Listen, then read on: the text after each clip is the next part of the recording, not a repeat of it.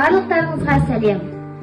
Мен Айбек Жангелдин атындағы жалпы орта білім беретін мектебінің жаңа толқын еріктілер тобының жетекшісі Қойшыбай Нұрай Нұрболқызымын. Бұл біздің кітапхана. Биыл Абай Құнанбайұлының 180 жылдық мерейтойына орай мен сіздерге Абай Құнанбайұлы туралы мәлімет беретін боламын. Абай Құнанбайұлы 1845 жылы 10 тамызда Семей облысы Шыңғыстау бөктерінде дүниеге келген. Азан шақырып қойған есімі Ибрахим, бірақ анасы еркелетіп Абай деп атап кеткен деседі. Абай Құнанбайұлы біздің ұлы ақынымыз, аудармашы, қазақ мәдениетіне, қазақ әдебиетіне үлкен үлес қосқан тұлғамыз. Орыс әдебиетінен көптеген өлеңдерді аударып, 45 қара сөздің авторы.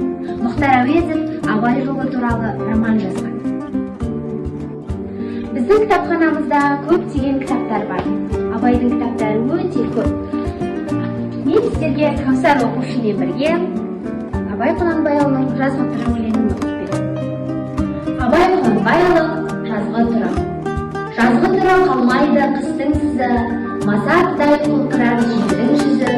Жан-жануар адамзат анталаса, ата-анадай сүйрік көзі.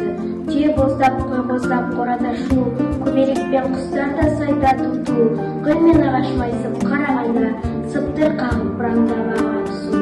Көл жағалай мамырлап көмейін қаз, жұмыртқа іздеп жүгіріп балалар біраз, ұшқыр атпен зырлатып тастағанда, жарқ-жұрқ етіп ілмер көктаулы бас. Барлықтарыңызды 23 сәуір кітап күнімен шын жүректен құттықтаймыз.